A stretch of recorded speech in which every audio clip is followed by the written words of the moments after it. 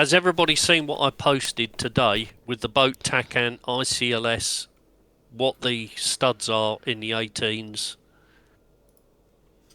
I've got it available, but I didn't have a chance to read it because I had an Okay. emergency at 5 The o'clock. Tower, Marshall, LSO, and Texaco. Is that the one you mean? Yes. For reference, got that that is in the briefing, by the way. But it doesn't give it as box one stud one or anything. It's just the freaks. Right. I'll read out what I've put on the chat vid channel. Okay. The aim is to depart Kataisi on runway 25, fly west, contact the boat and carry out a case 3 recovery.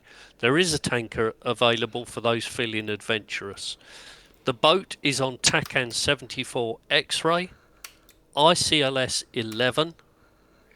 Box 1 stud 1 is Tower on the ship, but we won't be using that, we'll be using Marshall. Marshall is box 1 stud 2, and that will be James. The LSO is box 1 stud 3, which is me. The diversion for anyone who has trouble getting onto the carrier is Cobuletti, which is TACAN 67 X-ray. The tanker is Texaco, and it's on TACAN 20 X-ray, and it's on box 2 stud 1 251.0, which is normally our AWACS frequency. But just in case any of the aircraft aren't properly studied, it's 251.0 for the tanker. If you want to go to the tanker and have a bit of fun, then please do. It will save everybody turning up into the hold at once, because we can only put 5 into the final bearing hold. After that, we need to put you into 15 and 30 degree holds. So if a few want to go to the tanker, feel free, because it will stop the stack getting too big. Any questions? Yeah, what's the BRC for the? You'll get that. You'll get that when you call in, won't you? Copy that. When you call into the boat, you'll get all the usual information, which I put in the notes, which I posted earlier, and I'm sure you've all read it. You'll get the weather, the case in effect, the QFE. You'll get the radial to stack on, the altitude to stack at, your commence time, and a final bearing. Okay, so all that will come to you when you call the ship. The idea is you get used to taking all this information in, noting it. And don't forget, you'll be expected to do a readback of the vital bits of information. The QFE, radial, altitude, commence time, and final bearing. One question, startup, taxi and takeoff. Is it any particular order, or whoever starts first and taxis first is in the front? Yeah, pretty much. If you want to take your time, do a gentle start up. If you want to rush it and get off first, just make sure that you say something on the radio so people know you're taxiing. The idea is you'll get off in whatever order suits you. Pay attention on the airfield and taxiing. And yeah, try not to overload the stack at the carrier all at once. How many people are thinking of going to the tanker? Me. Mate. Excellent. That's about half of you, pretty much. So I'm easy either way. Well, it's entirely up to you. That's the brief for now. Scooby, you've got the frequencies. I sent them to you. Yeah, they're in the briefing and the in-game briefing anyway. Okay, and you've all had the case 3 notes for tonight, so it should be a roaring success. Good luck, everybody. A roaring fireball. What's a tout freak for Kataisi? 1, 3, 4. Is that studied? No, just use box 1 stud 1 that's in the aircraft. Oh, okay. So same as the boat. Yeah, but you won't be using box 1. You'll be going to box 2 to call the marshal. Gotcha. Got okay. Runway 25? Yeah, runway 25, please. That puts you out in a westerly direction. It should cause less confusion. The tanker is also out to the west. It's running up and down the coast about 20-odd miles out to sea. What was the altitude, Aid? Was it 20,000? Yeah, the tanker is at 20,000. Thank you. Okay, if there's no further questions, I'll unpause the server and we will await your traffic. Roger.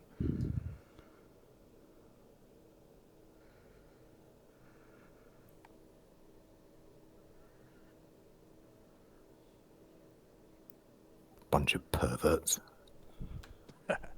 Moving on now. What? Hey? Well, That's Night random. flying.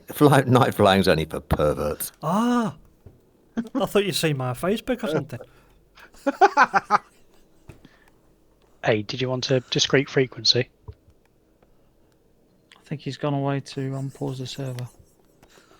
No, I'm struggling to unpause the server at the moment. Stand by. Scooby has a particularly interesting collection of Ken and Barbie dolls in unusual poses. That's his thing. Yeah, I bought them off you. I know. I've got one of those. I had so many surplus. Yeah, I made sure I washed them as well. Yeah, then that's just a dog. Right.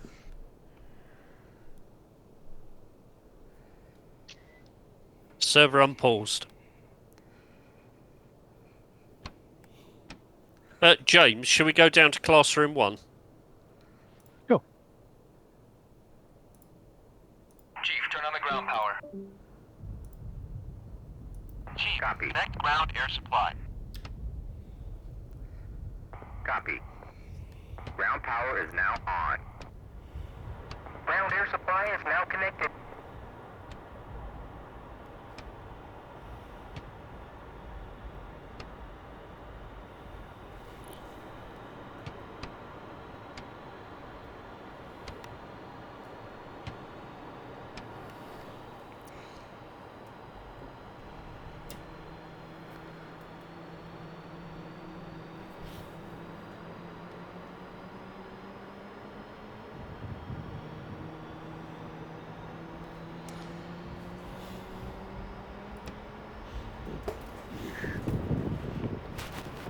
Okay.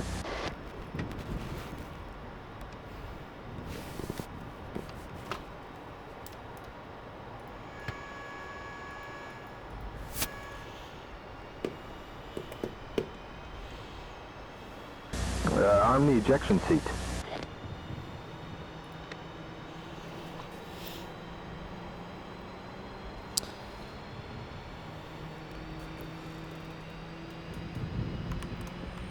I'm closing the canopy.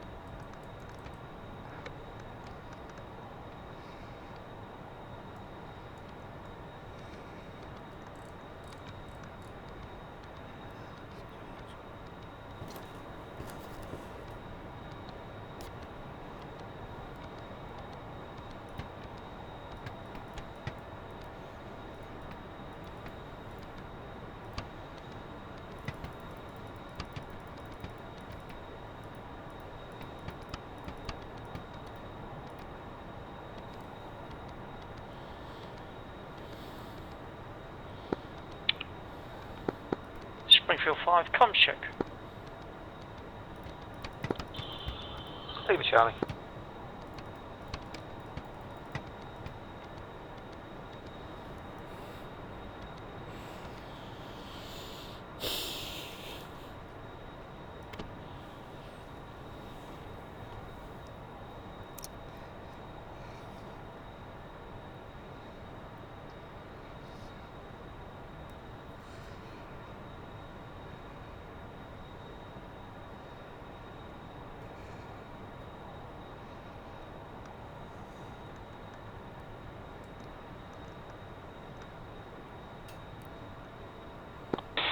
Taxi Enfield 3, taxi runway 25.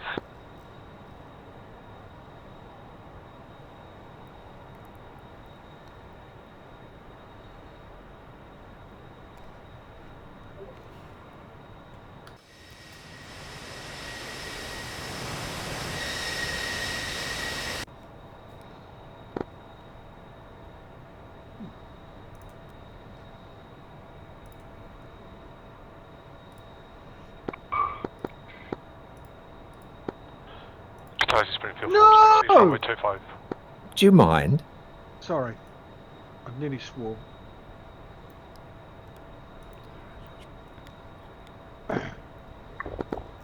Taxi Springfield 5, requesting taxis, runway 25.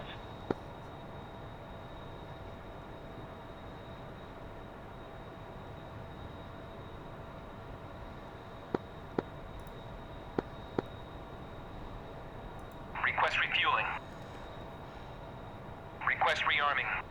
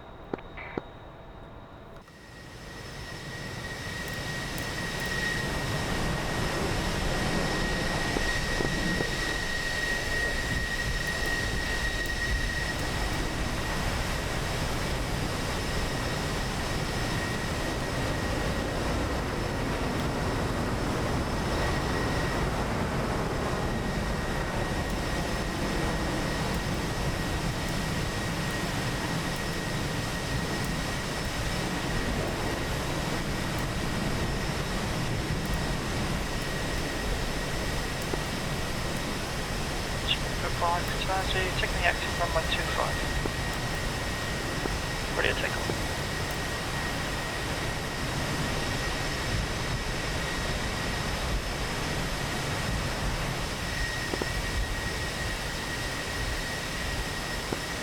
Springfield 10 to taxi. Chief, remove the wheel chocks.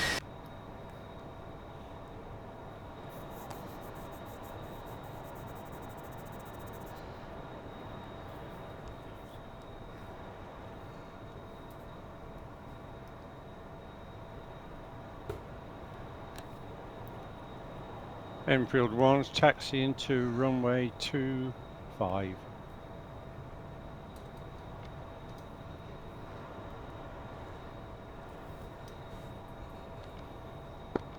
Springfield 5, airborne. Switching to box 1, stud 2.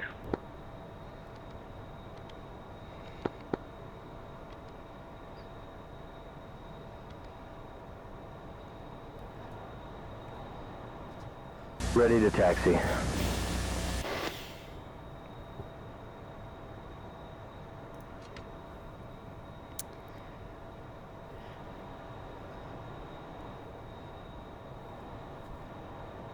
Uzi 1 ready to taxi.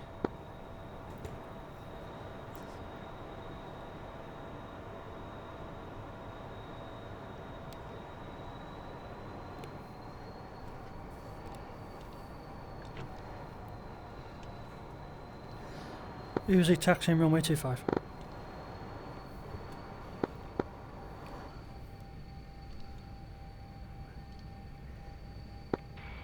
Springfield 6 taxi for runway 25.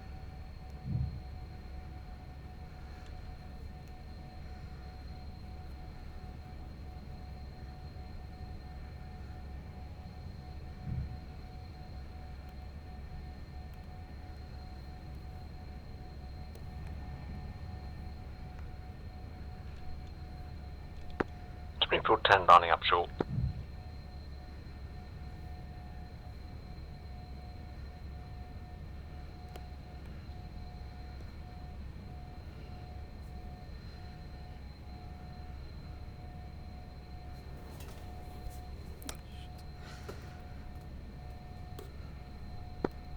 Ten dropping.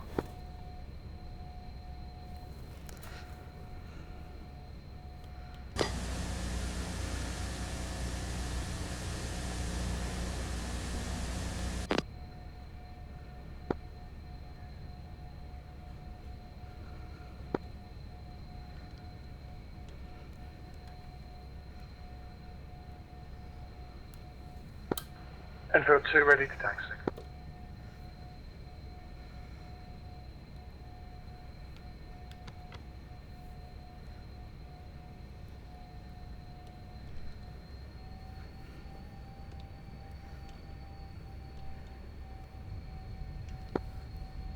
Enfield 2, taxi.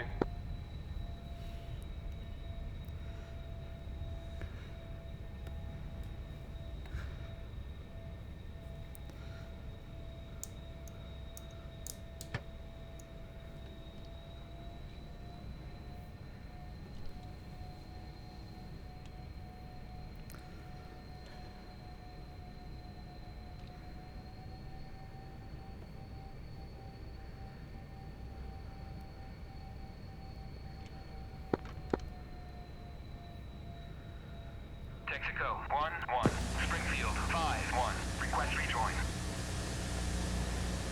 Roger that. Springfield 5-1, Texaco 1-1, proceed to pre-contact at 20,000 at 300.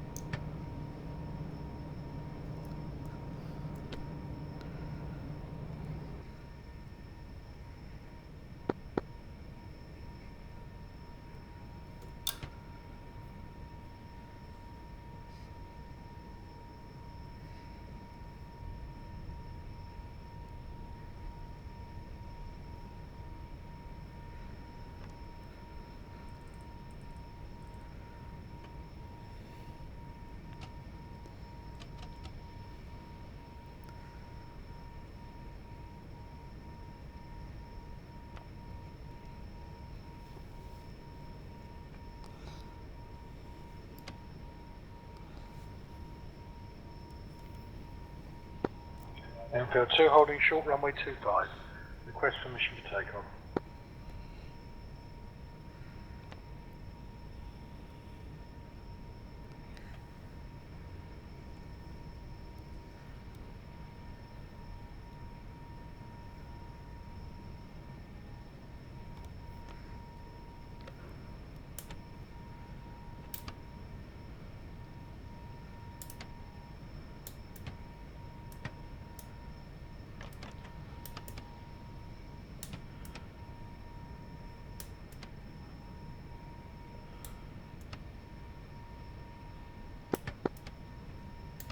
Texaco 1-1. Springfield 4-1. Request rejoin. Springfield 4-1. Texaco 1-1. Proceed to pre-contact at 20,000 at 300. Friendly, raw, 265, 25 miles. Angels 21.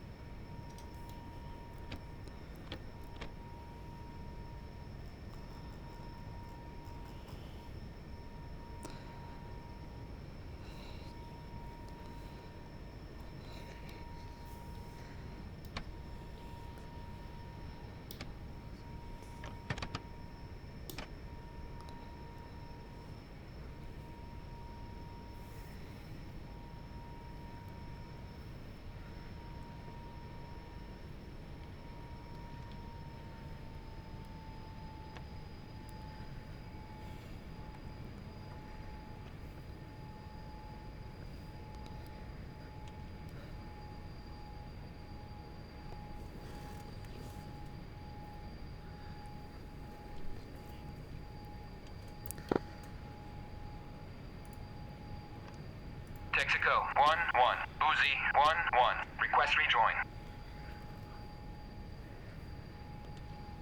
Uzi 1-1. Texaco 1-1. Proceed to pre-contact at 20,000 at 300.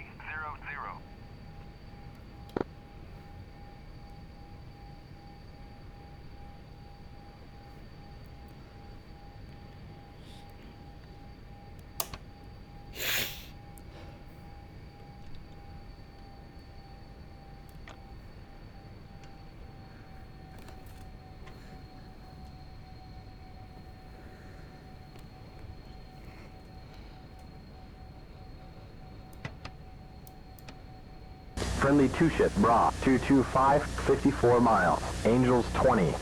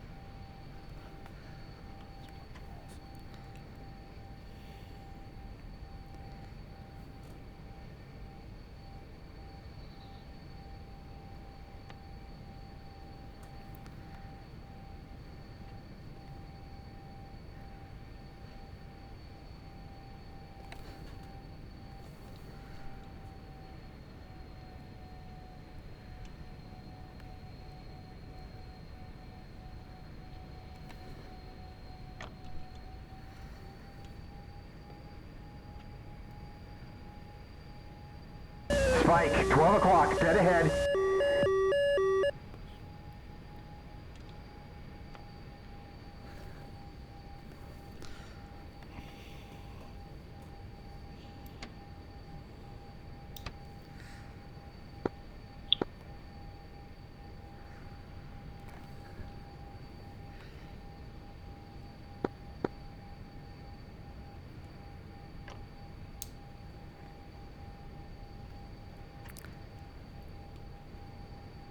Texaco 1-1 in field 4-1. Request rejoin.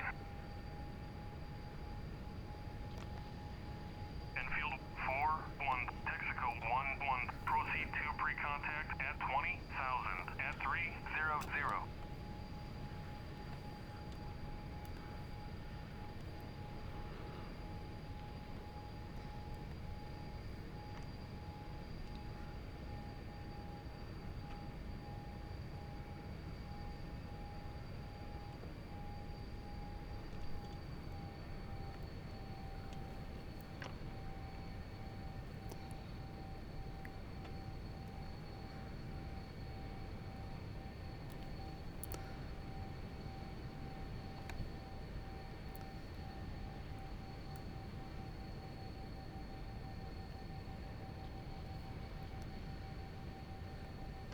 Abort rejoin.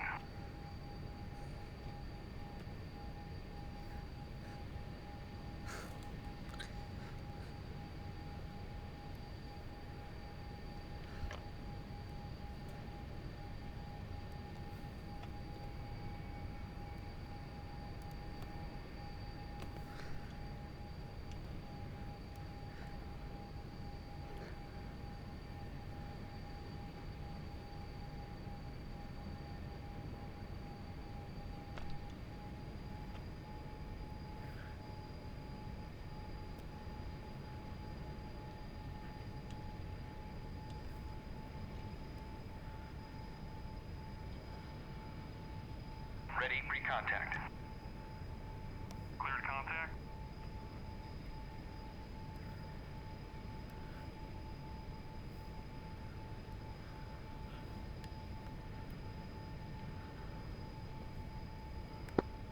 Springfield 5 connecting to tanker.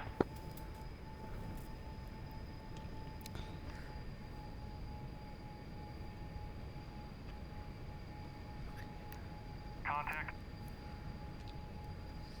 You're taking fuel.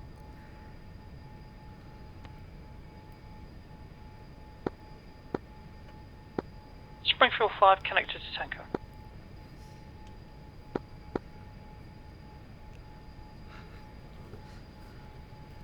Texaco 1-1. Field 4-1. Request rejoin.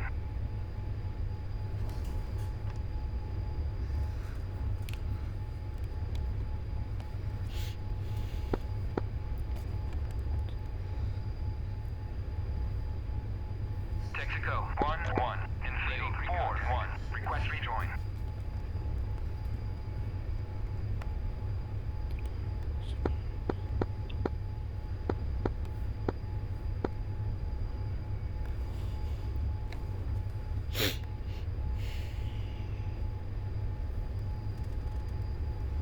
Texaco 1-1 in field 4-1. Request rejoin. Enfield 4-1, Texaco 1-1. Chicks in tow, 1 mile trail at 90. Abort rejoin.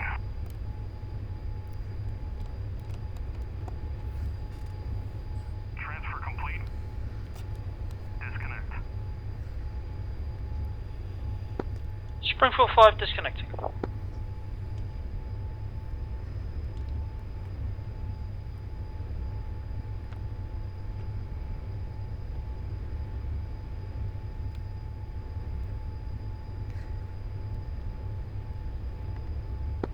Springfield 5 taking observatory stations.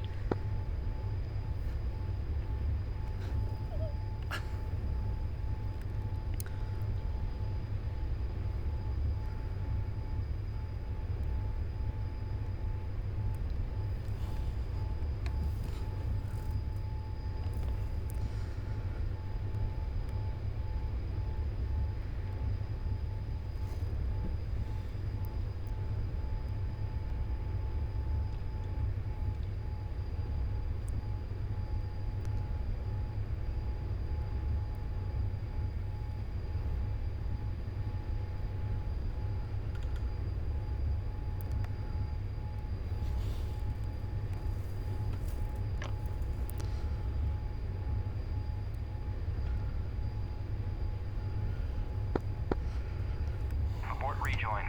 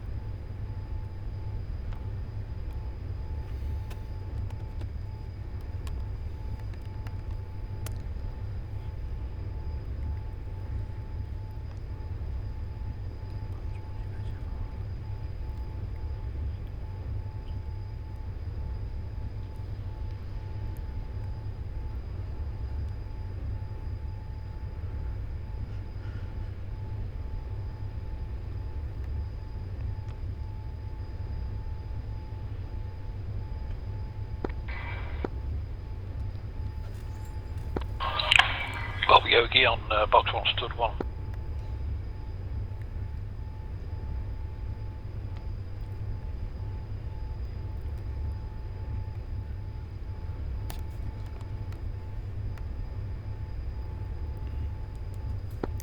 Springfield 6 from Enfield 4 on box 2 stud 2. Sorry, box 2 stud 1. Go ahead, Will. Are you about 12 miles from the tanker? I am, yeah, I'm just waiting for it to clear. I'm not quite sure who's on the queue. Roger, I'm right behind you. I'll push on then, Will. You're doing what? I'll push on. Guys, tanker is clear. Roger. Got that, Will, thank you. Have you called in, Bob? Not yet. Okay, I have. Do you want to overtake me, Will? That'll put you in the right position at the right place. Yeah, okay, passing you on the left. I'm at 24,000 feet. Yeah, visual. Uzi's 3 miles behind the tanker, haven't called in yet. Springfield 5, departing the tanker.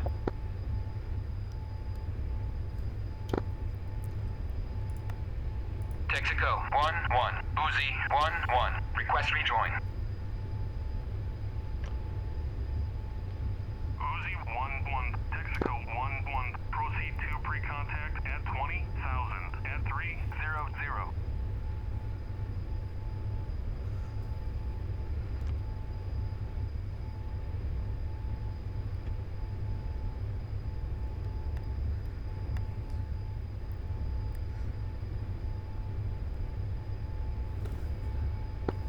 Uzi from Enfield, you'll probably have to take the starboard hose. Right, that's fine. Springfield 1 from 6. Shit.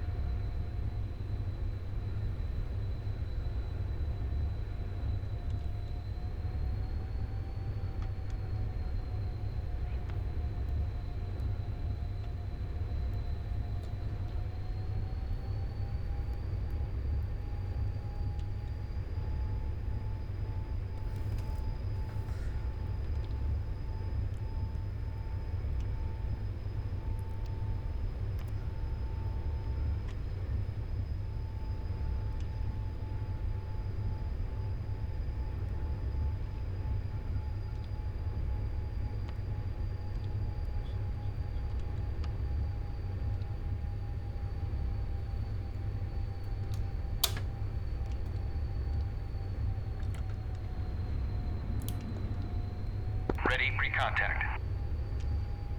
Cleared contact. Uzi on the port wing. Roger.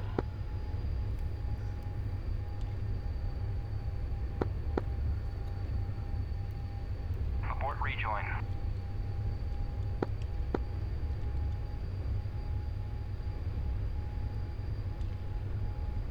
Texaco 1-1. Enfield 4-1. Request rejoin. Enfield 4-1. Texaco 1-1. Proceed to pre-contact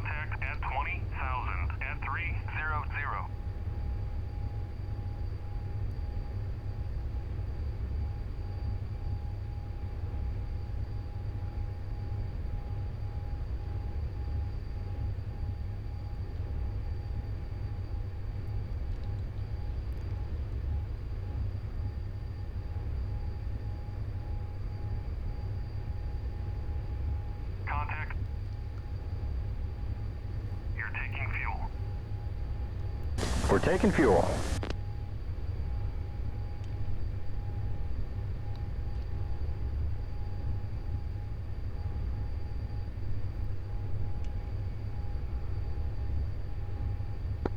Uzi, what speed's the tanker?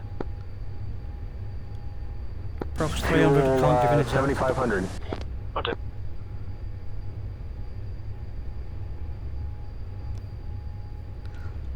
Smidgen over. Roger.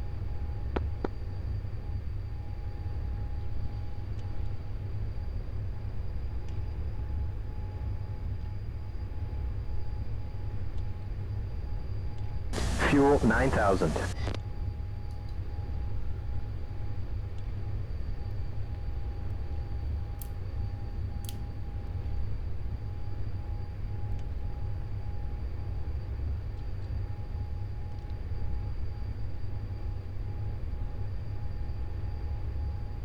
Fuel 10,000.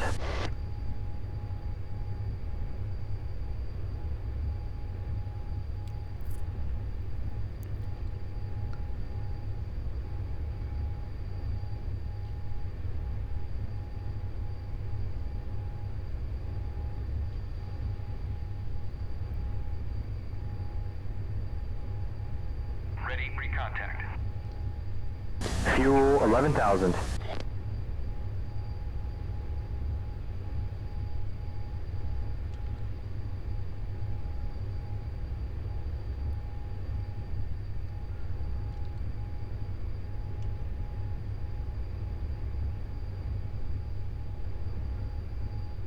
Fuel 12,000.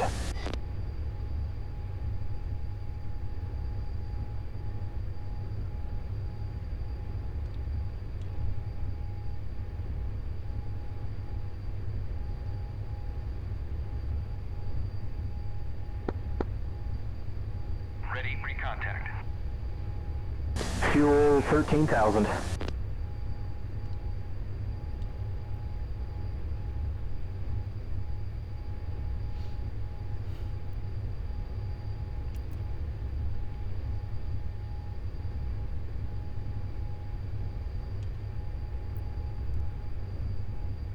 Fuel 14,000.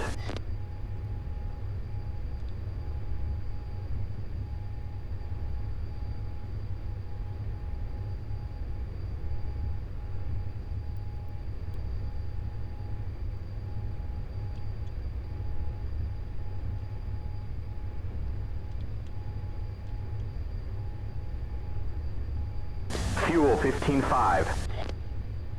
Contact. Return pre-contact.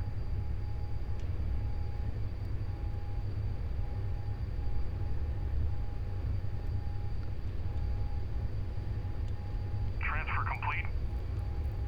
Disconnect. That's it, we're full. Thank you, tanker. Uzi transfer complete, moving to observation.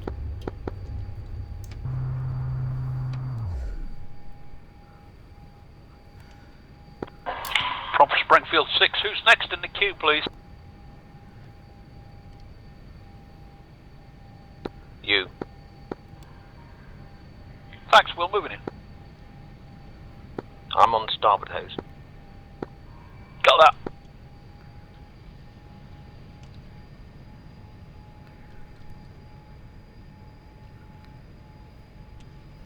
Texaco 1-1. Springfield 6-1. Request rejoin.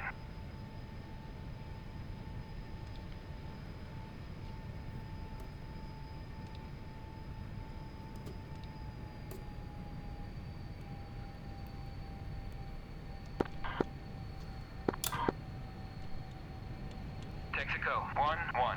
Springfield 6-1. Request rejoin.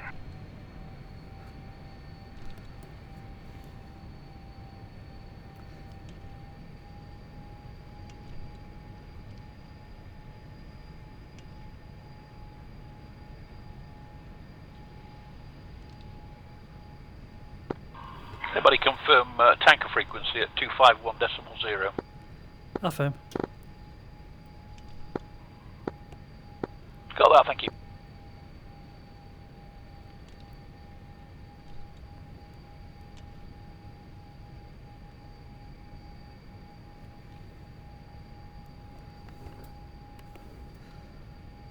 Return free contact.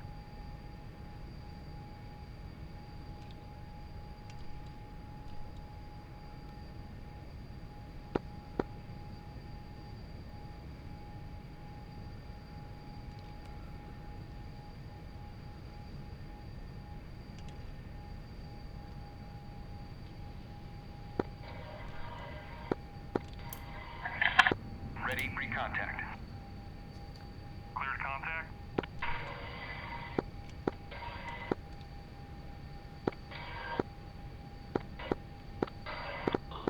F1.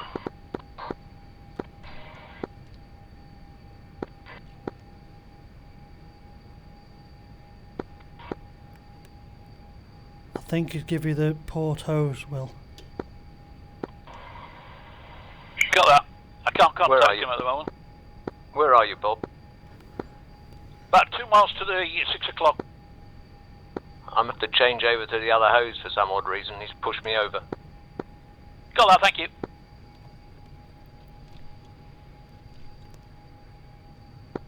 Bob, well, I'll wait till you've cleared, Will, and then I can, I'll make my approach. If I ever get in.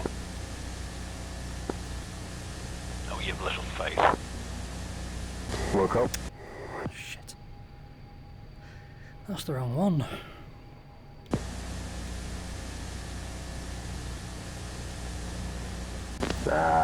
Roger.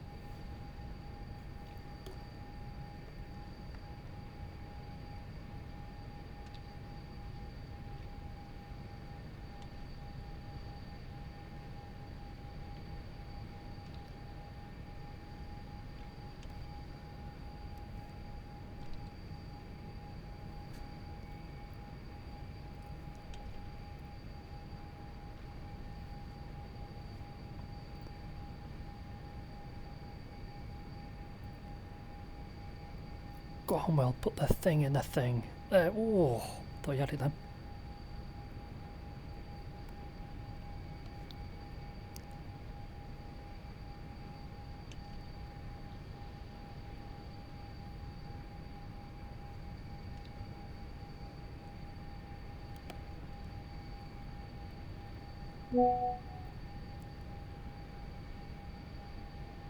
Contact. You're taking fuel.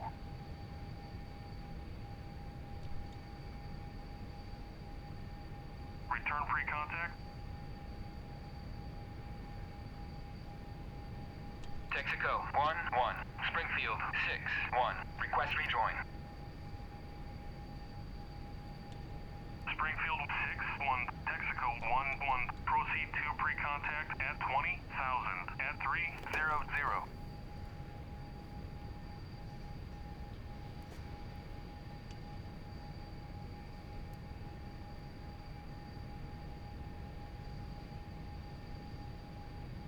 Contact. You're taking fuel.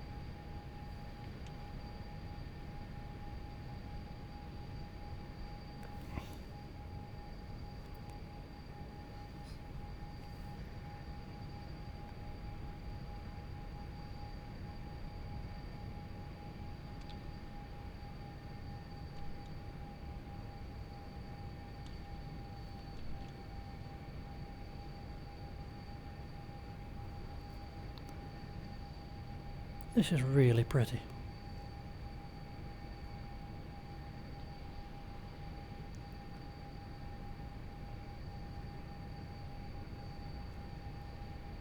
Return free contact.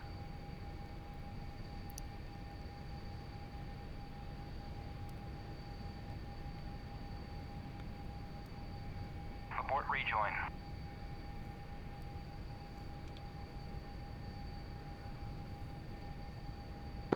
Until 2's going on the port wing. Bob, Will, Roger. Who's the departing And tanker? I'm departing. Who's the departing tanker?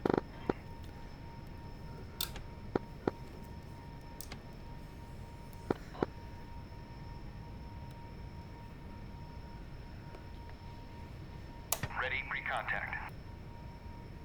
Return pre-contact.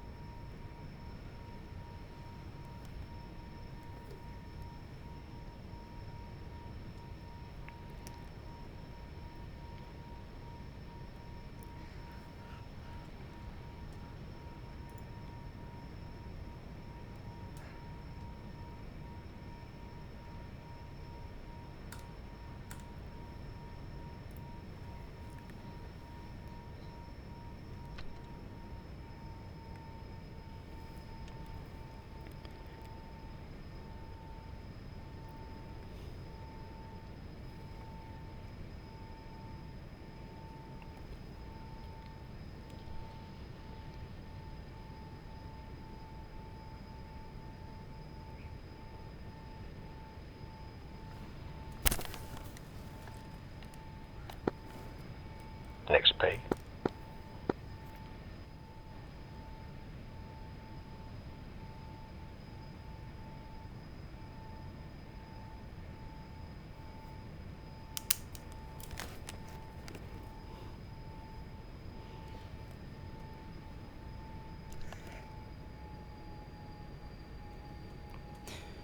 Marshall, Uzi 1, 110 for 22 miles. Angels 20, fuel state 15.2. Uzi 1, Marshall, roger. Weather states green caution thunderstorms. Case 3 in effect. The QFE 29.25. Marshall on the 137 radial. Final bearing 317 degrees. Marshall, Angels 6. Your commence time is minute 17. Return pre-contact. What was the QFE again? QFE is 29.25.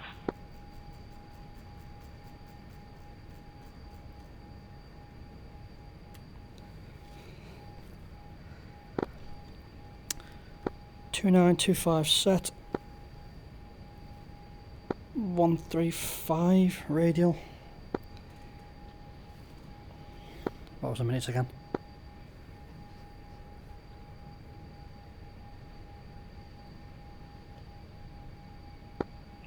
Last station calling, say again. What was the commence time again? Commence time, correction, minute 15. Minute 15, Uzi 1. Springfield 4 is now established. Made a fucking mess of that as usual. Springfield 4, roger. Report commencing. Springfield 4.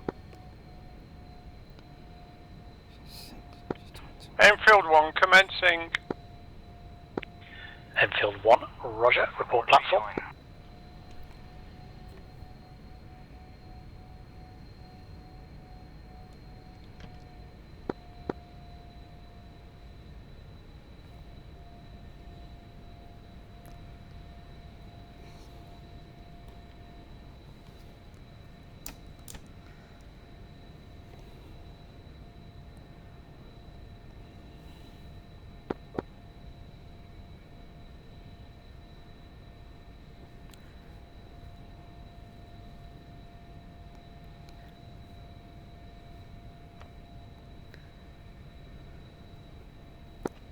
Enfield 1 platform.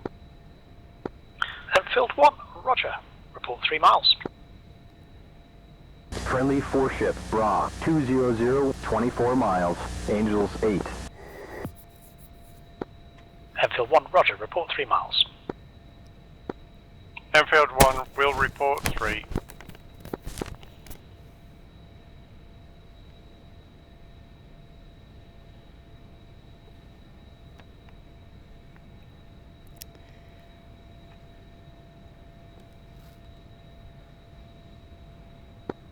Marshall, it's Uzi 1, Crest BRC again. Uzi 1, Marshall on the 137 radial. The final bearing 317 degrees.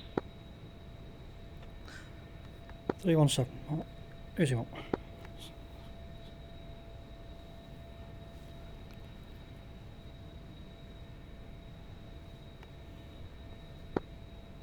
Marshall, Enfield 4. Enfield 4, Marshall. Stand by. Roger.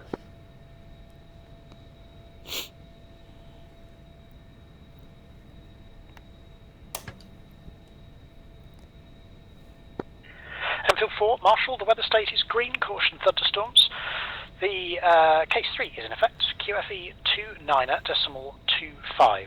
Marshall on the 137 radial, final bearing 317 degrees. Marshall, Angels 7, your commence time, minute 18.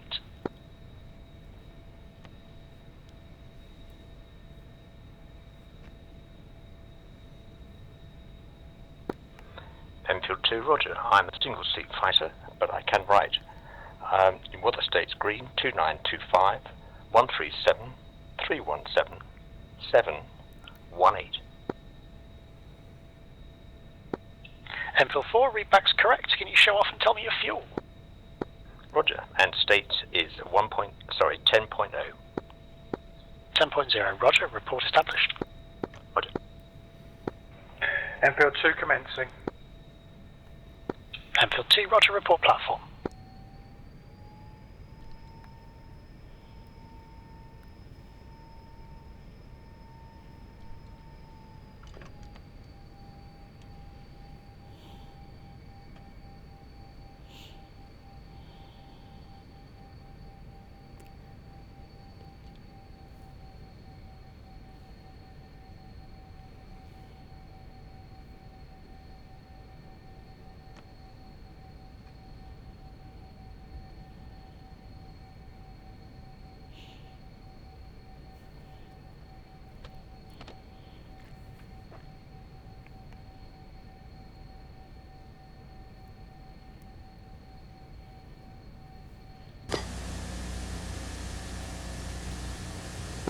Enfield 2 platform.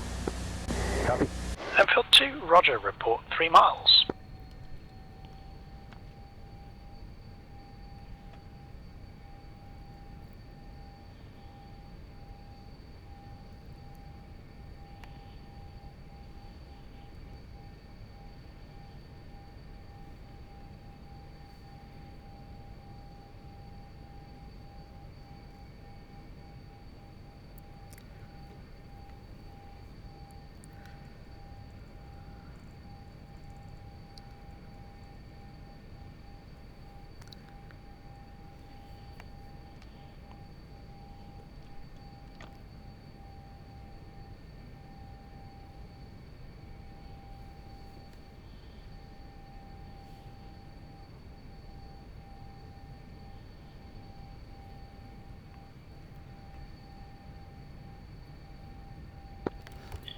Enfield 2, Marshall. Report 3 miles.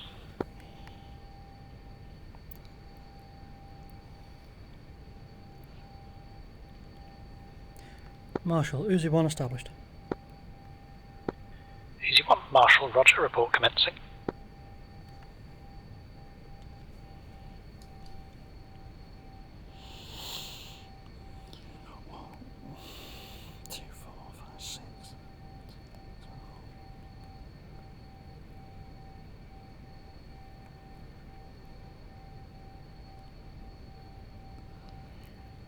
Marshall, Enfield 1, 3 miles. Enfield 1, push stud 3, call sign only. Enfield.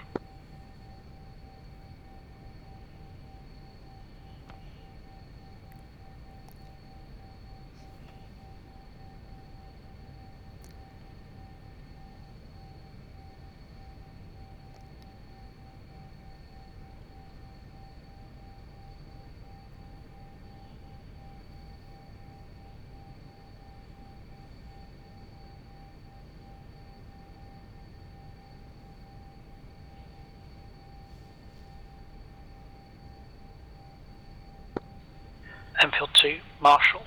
Need you on speed, please.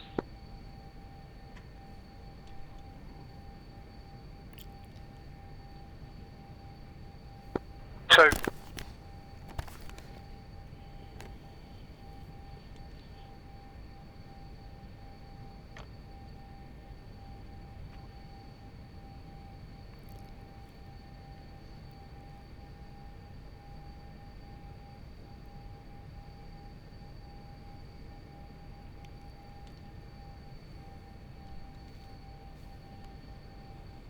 That's a minute. That is a minute.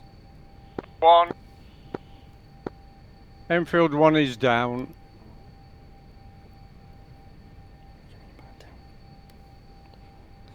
Define down.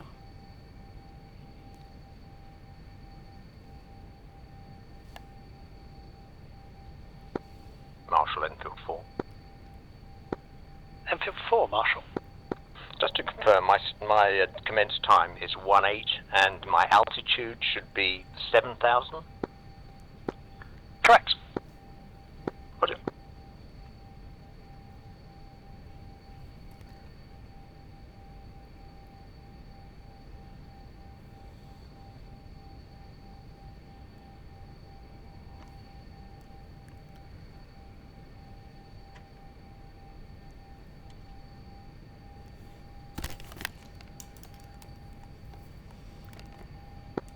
Two at 3 miles. Enfield 2 pushed 3, call sign only.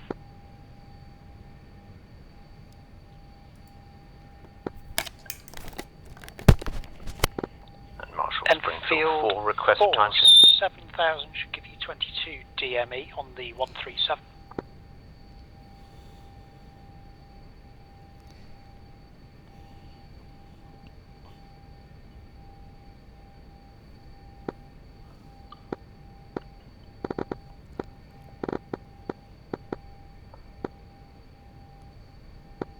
Marshal Enfield 4 request time check. Enfield 4, current time 2004 Zulu. Your commence time, minute 18. Roger, in another 14 minutes. AFA. Roger. Marshal, Enfield 2 back with you. Going around. Enfield 2, Marshal, roger. Turn downwind, that'll be heading 137, 1,200 feet on speed AOA. Report downwind checks complete. Sure, roger.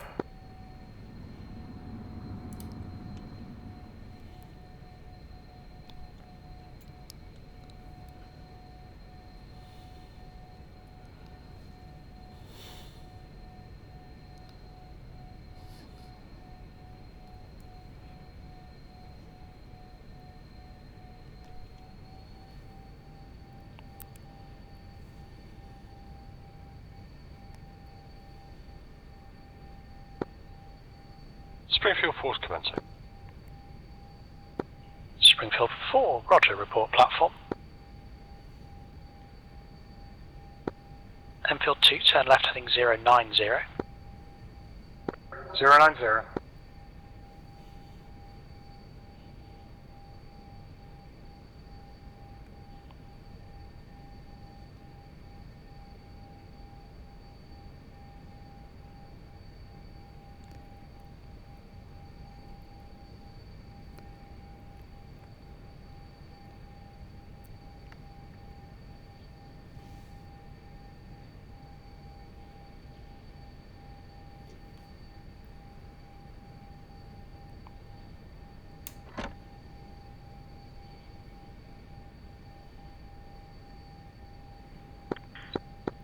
Enfield 2, turn left heading 030. 030. Springfield 4 platform.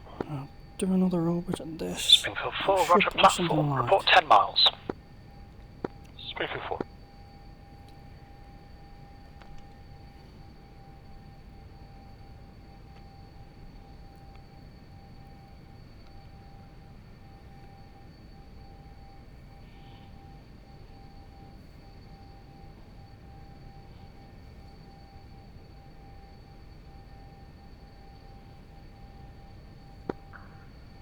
Enfield 2, turn left now, heading 317, intercept ICLS, report 3 miles. 2.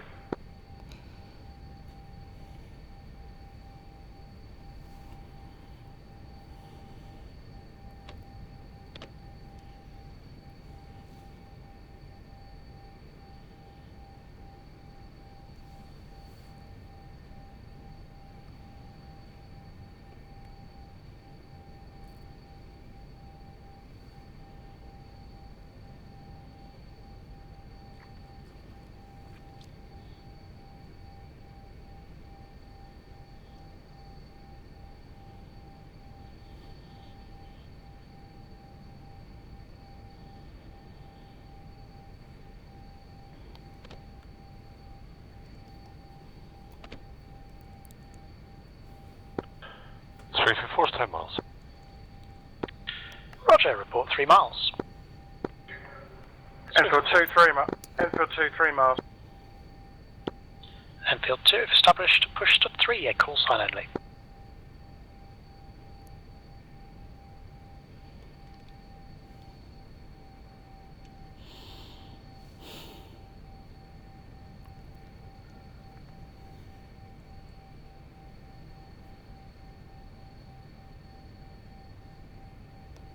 Why is that showing them right?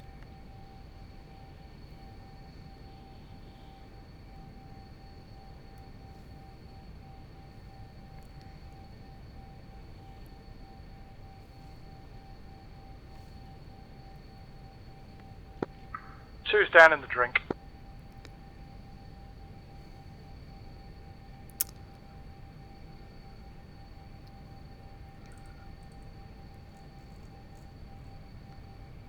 Why does that drift so badly?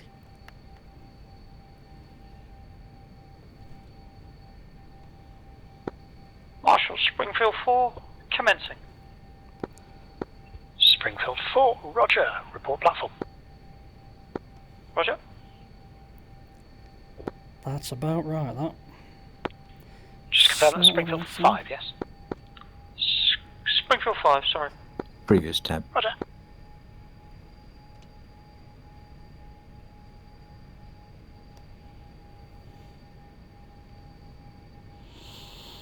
Let's see if my maths is right. Pigeon maths. Wish I'd stopped drifting.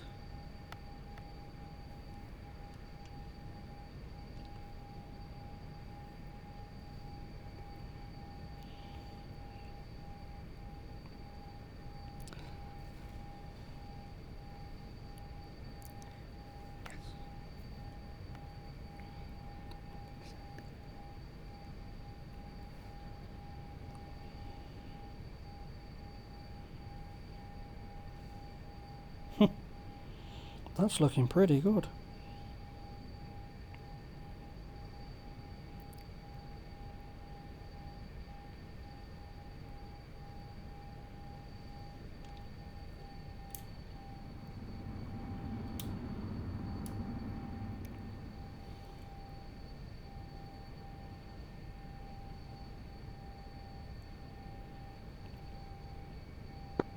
Springfield 5 is platform. Springfield 5, roger, report 3 miles. Roger.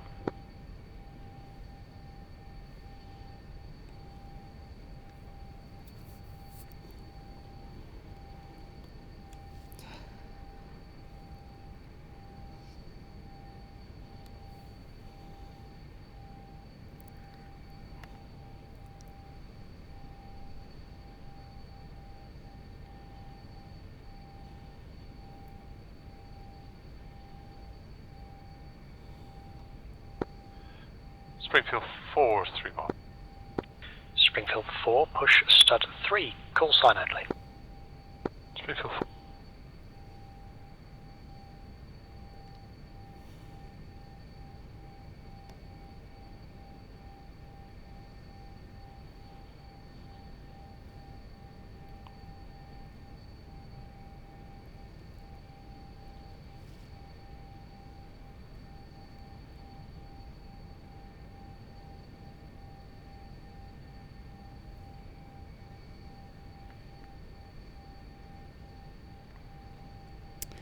Now we saw how good my pigeon maths was. Got 2.5 minutes to do a minute turn and a minute and a half to get back. It's going to be roughly. Might be, I feel like I'm a smidgen ahead.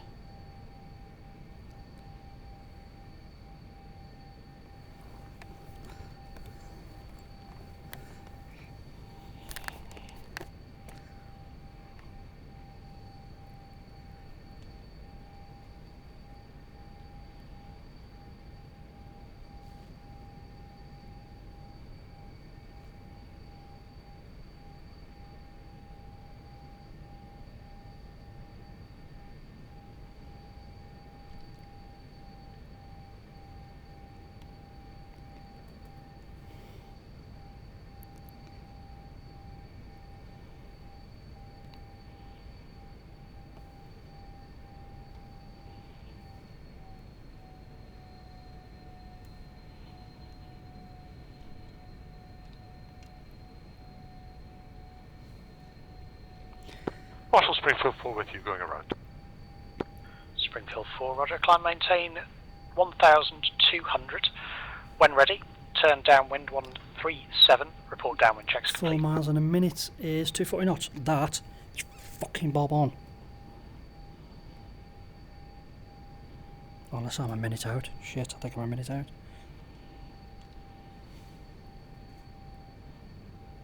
I can't actually read that very well.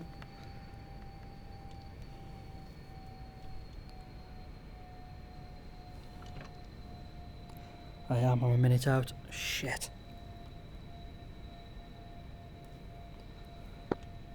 Marshall, Springfield 4, 5, 3.8 miles. Springfield 5, push stud 3, call sign only.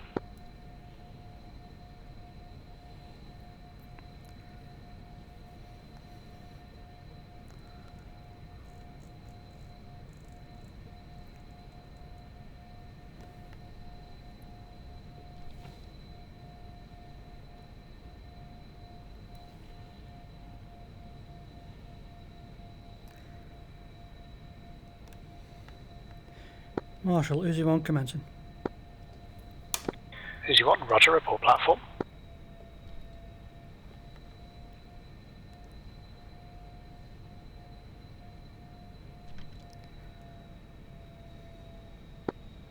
Springfield 5, stud 3, call sign only. My pigeon maths was bloody off.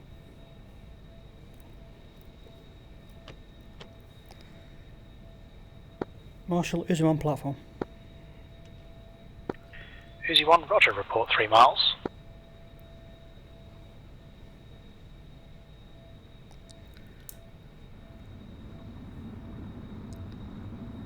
There's a left to right wind, nice.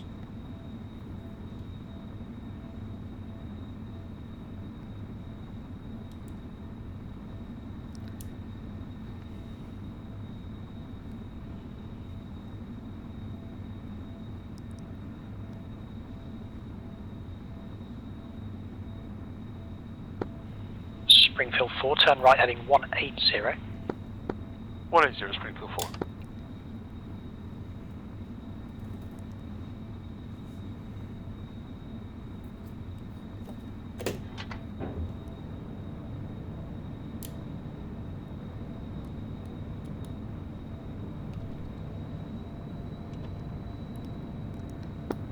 Marshall, Springfield 5, going around.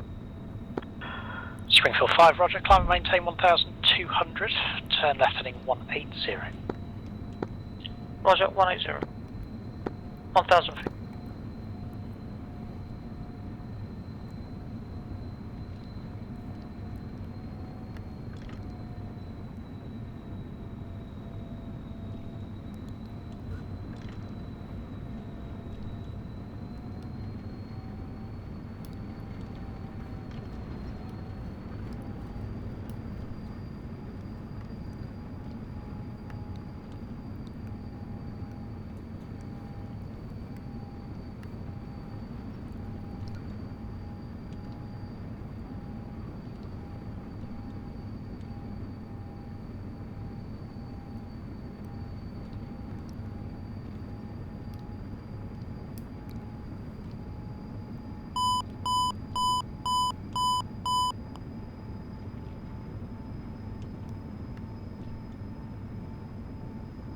I'm awfully low here.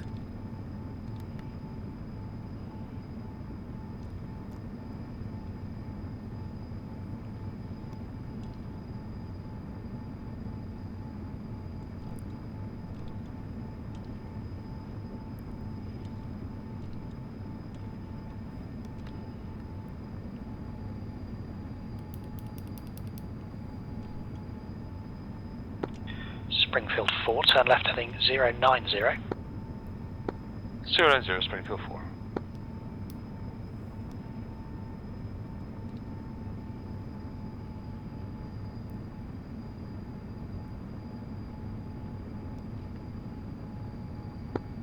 Marshall, Enfield 4, commencing.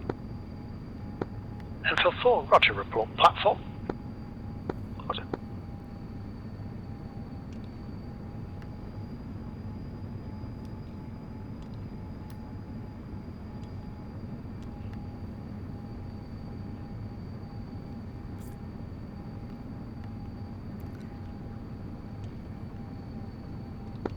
Springfield 5, turn left heading 140. 140. Springfield 5. Springfield 4, turn left heading 010. Left 010, Springfield 4.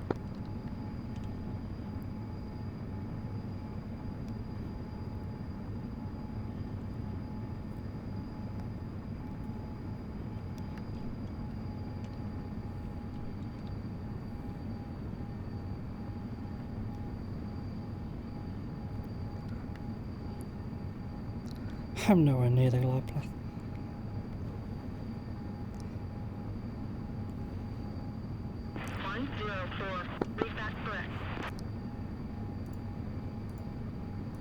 Marshall 011.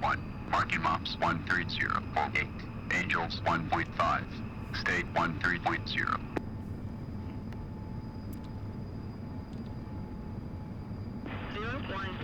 Warfighter Marshall, Phase 3 recovery, CV1 approach. Expect final bearing 316. Altimeter is 2934. Marshall's Mothers 136. Radio 23. DME Angels 8. Expected approach time is 54. 011. Commencing. State 13.0. Altimeter 29.34.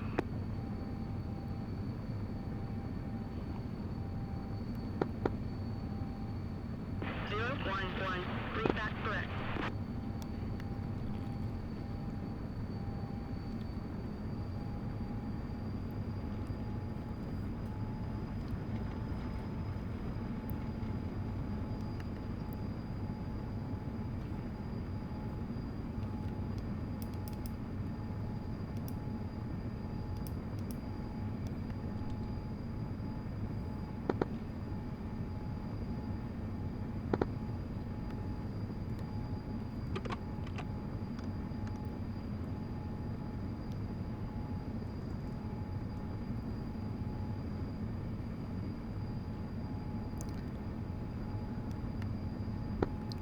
Springfield 5, turn left now 090 degrees.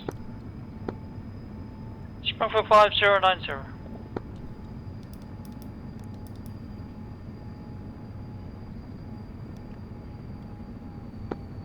Enfield 4 is 10 miles.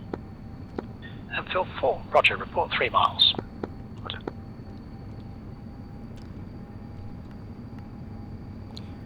Who's you reporting 3 miles? Uzi 1, push to 3, call sign only.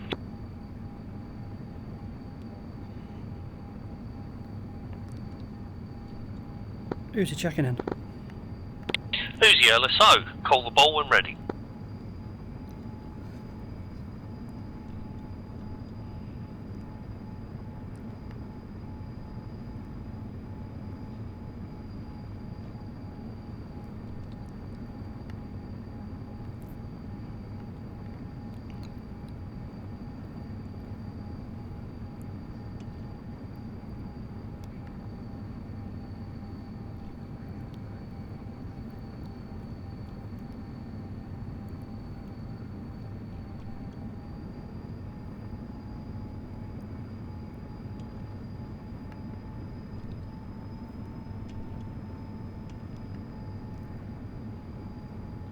Why are my needles not giving me a goddamn thing?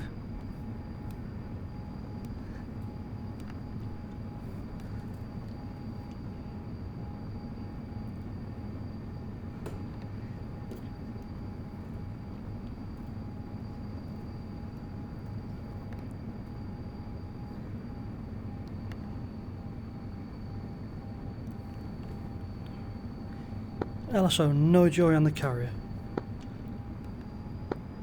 Roger, execute the go-around, recontact Marshall.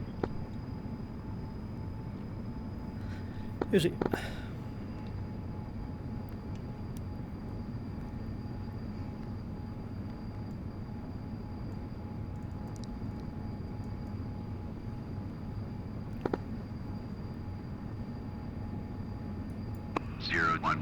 Commencing. State 12.5.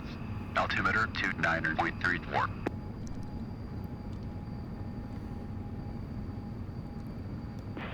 311. Radar contact 2 miles. Expect final bearing 316. 011. Switch approach. Right, heading 1. 5120. Enfield 4 is 3 miles. Enfield 4, push stud 3, call sign only.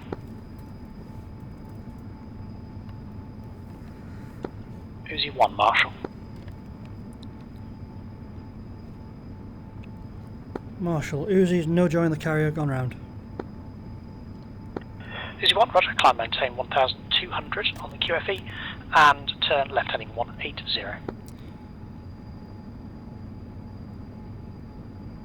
Uzi 180.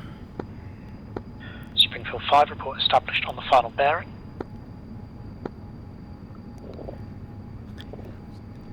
Roger, Marshall. Where's the fucking carrier?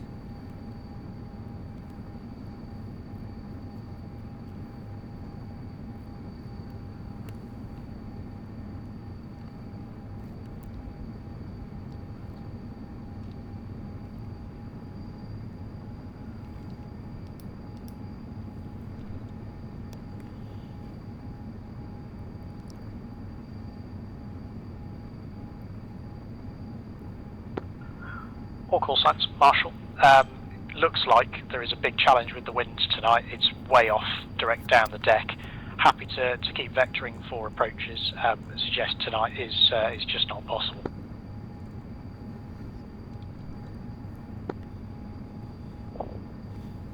Springfield Marshall, you're telling me? Here. I'm gonna give it another go. I can Springfield fly the 5, 10 airplane or I miles. can change frequency. I can't do both. Springfield 5, roger, confirm established on the final bearing.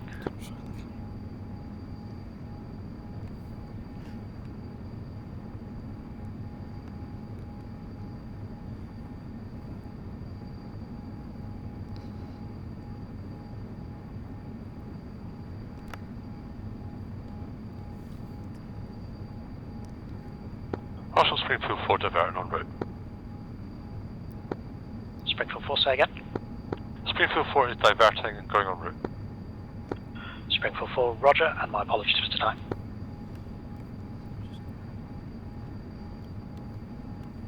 Can anybody confirm that the carrier's got its lights on? It does, they're very dim.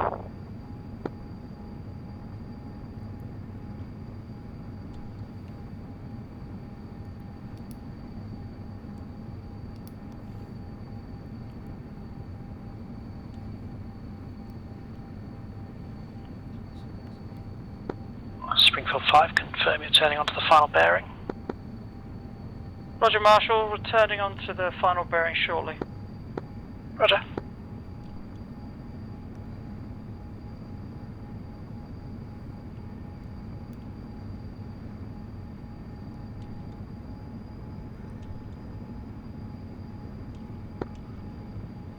Uzi 1, Marshall, you intending another approach? Yes. Uzi 1, turn left then, heading 090. As you want.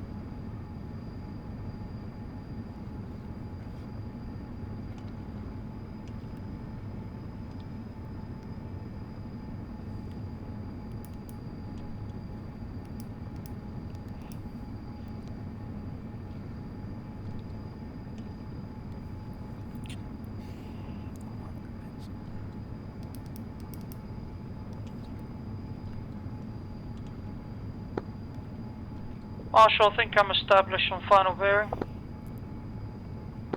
Springfield 5, roger, report 3 miles.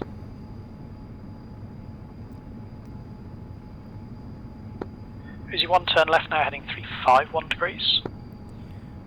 351. Correction, 350 is fine.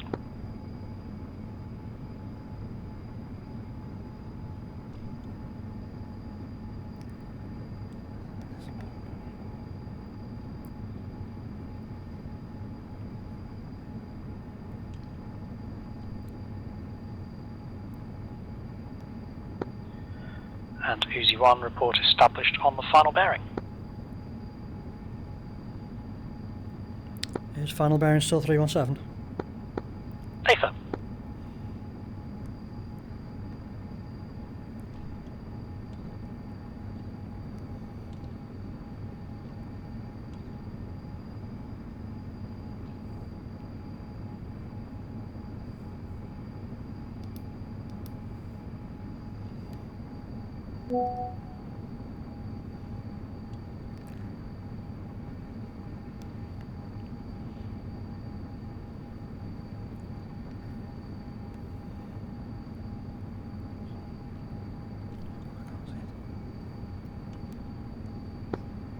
Marshal 3 miles.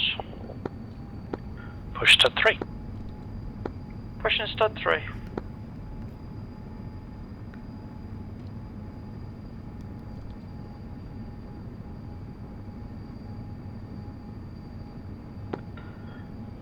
Uzi 1, mother's now 300, report established on the final bearing. Final bearing is now 300. Negative, mother currently bearing 300 from you, final bearing 317. Affirm, I've drifted right. Affirm.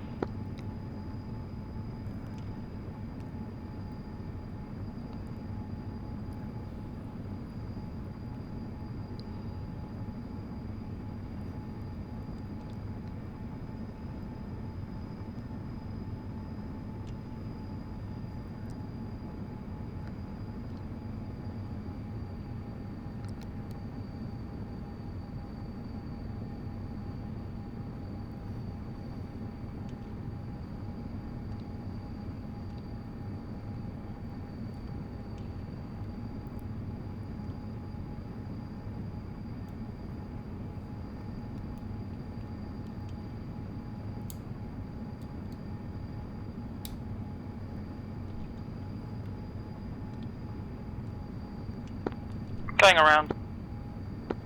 Roger.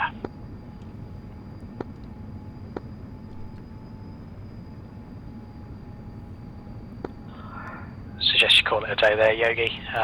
Probably die of old age before we manage to get anything on this boat. Roger that. Can you give me a direction to Cabaletti? FM steer 097, 63 miles.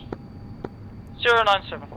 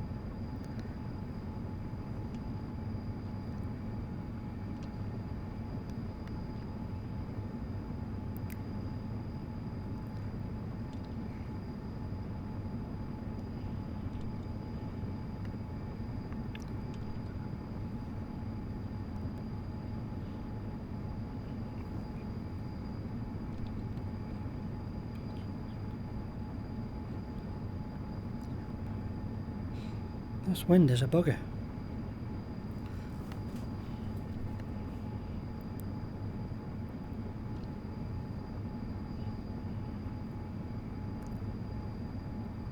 Them needles should be coming around now.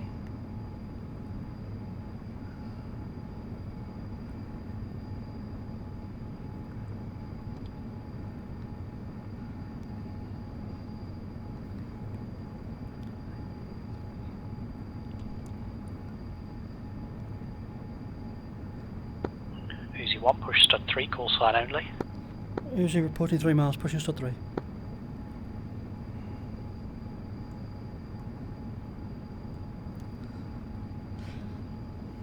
Uzi checking in. Uzi LSO, call the ball when ready.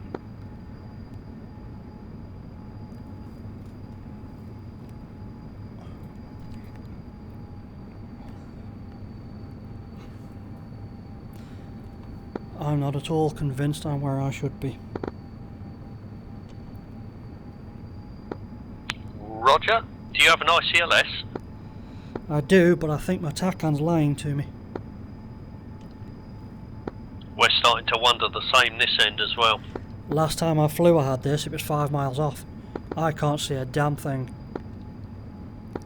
Me neither. I think TAC fuel will show us if it's working or not. I'm showing less than a mile away and I'm not seeing a thing. And I've got no needles now either. I've had them, but they're gone. You're pointed straight at us at 0.6 miles. You should be good. Now I'm nowhere near the final bearing now. I'm heading 270. I can hear you. I'm heading 270. No idea where the carrier is. Okay, knock it on the head. Game over. Raj, what do we do now? Divert to Katesi?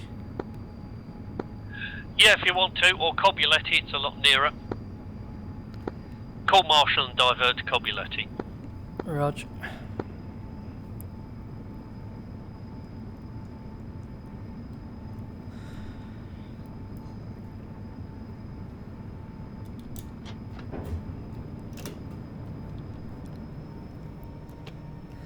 Marshall, Uzi 1, diverting to Cobuletti. This isn't going to happen. Uzi 1, roger, you great pansy, steer 100, 64 miles. 100, did you say? Affirm. I suspect the TACAN's lying. Yeah, our theory this end is that there's something wrong with the TACAN and the winds are nuts, if Yeah. what I'm seeing in Lot 86 Yeah, is true. the wind made trimming for me an absolute nightmare to get on speed.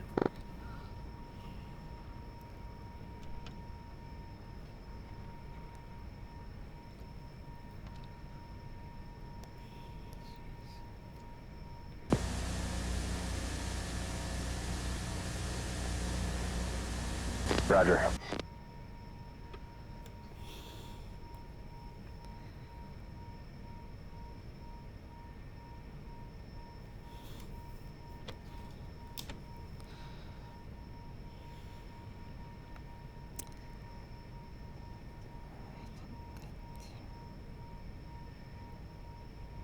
I still see 3 in the air. Are those 3 happy for us to chat? I'm fine. Roger. Well, I don't know why you lot couldn't stick it on the boat in that lovely weather. TACAN working perfectly. Yeah, I think the wind was in the wrong direction, mate. It was completely 90 degrees to where the boat was going. So in real operations, you'd never have that. It'd be into the wind.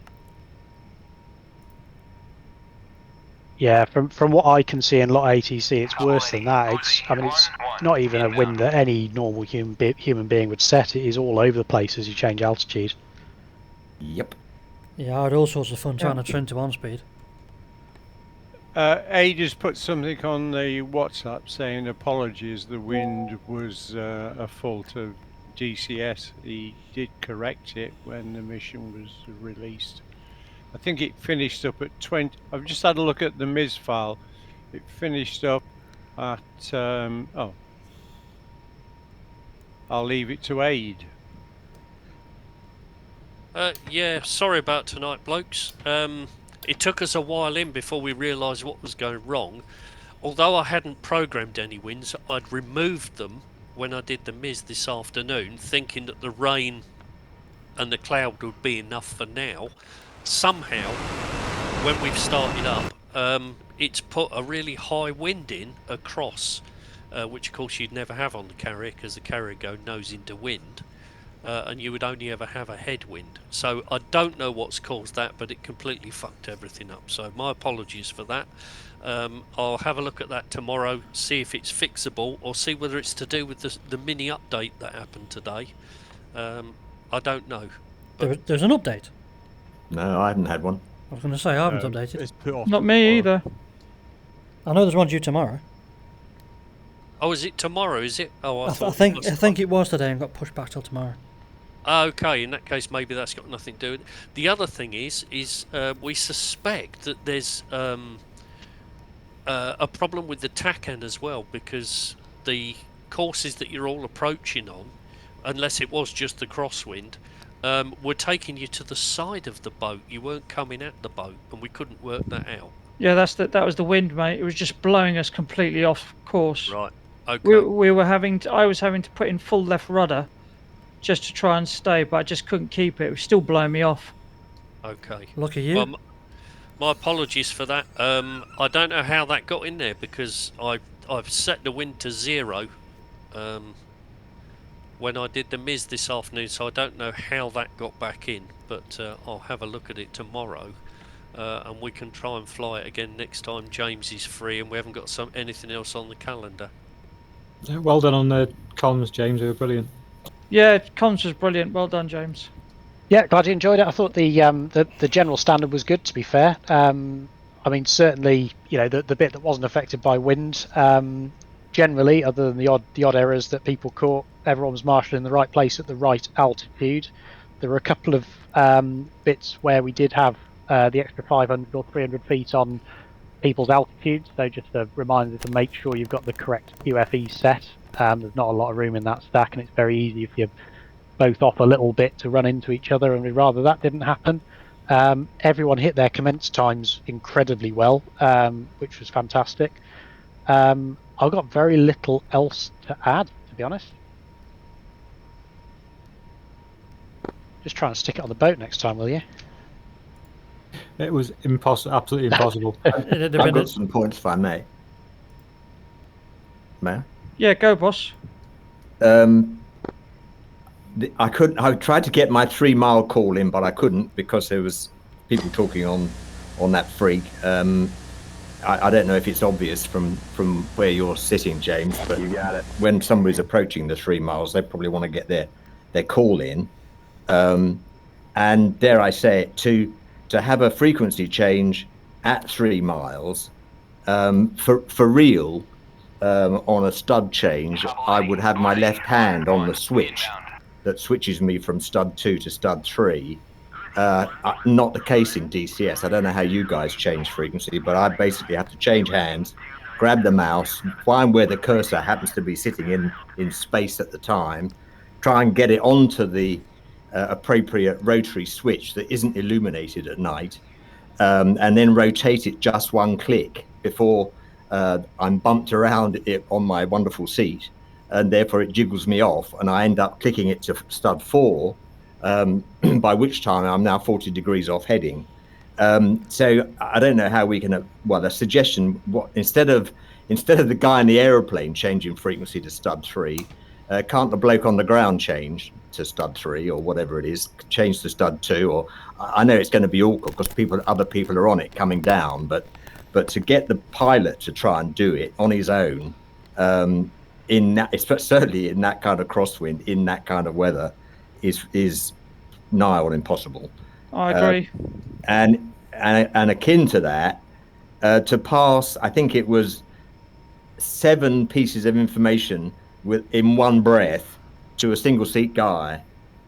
He can only cope with 2 bits at a time, for real. Let's tell the US Navy that then. Well, you know, if it's a Tomcat, it'll have got a bloke in a boot that scribbles away, no doubt. I wish I did. Well, you don't, but I say for real.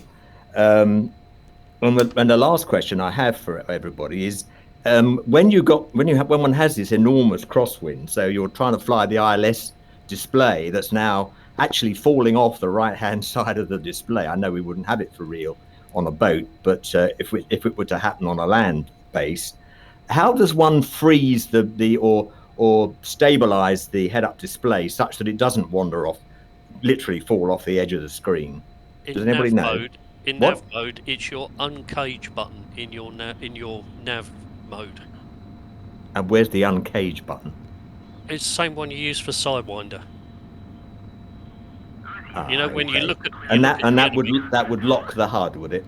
Yes, it would, Okay. and it would give you Thank a you. ghost VVI showing you where the wind is pushing it. Great, thank you. You can also, Will, you can map a button to the advance or Copoletti, Springfield or 5. return the radio Copoletti, dial. Springfield which is 5, what I've final got. approach. Long final, 6 miles. Oh, I see. Yeah, okay, so yet another button. Yeah, okay. Yeah, I mean, we've modelled this on the NATOP.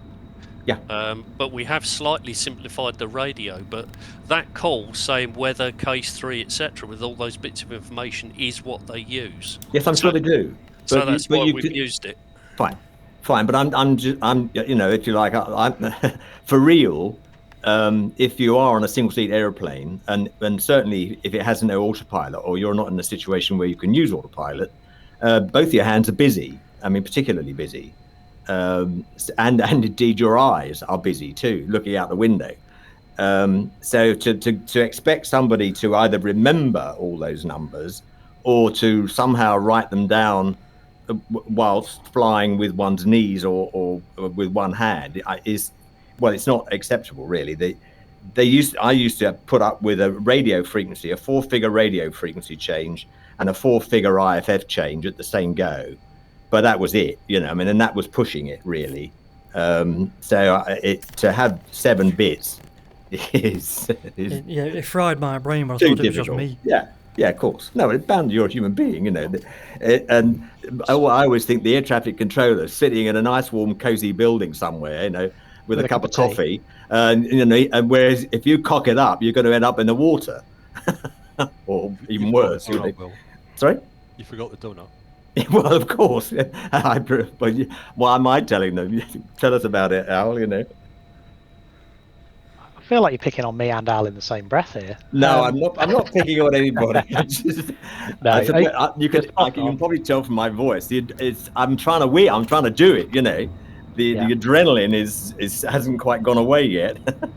You get adrenaline in DCS. Well, you do. You know, it's real. I made the thing as real as I can make it. If only I could get the knobs to twiddle. You know, that would be a utopian. So I suppose the options on that front then are either, you know, suck it up, because that's how the NATOPS manual says we do it, even though it is, and I completely agree, passing that much information in, you know, in one sentence is crazy.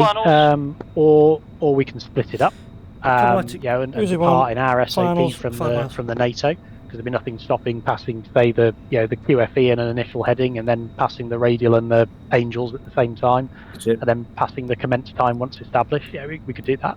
Yeah. I would probably do QFE and... no, you've got an expert, Al. What would you do as an air trafficker? I would do QFE and height, because that's the most important deconfliction thing. Then I would give the radial, and you should be able to then work out. If you've got the height, you can work out the DME. So all you need is the radial. If you get the radial at the right end of the boat, you're doing better than I did. And that's it, really. That's all you need. Case 3, 2925, 9,000 feet. 500.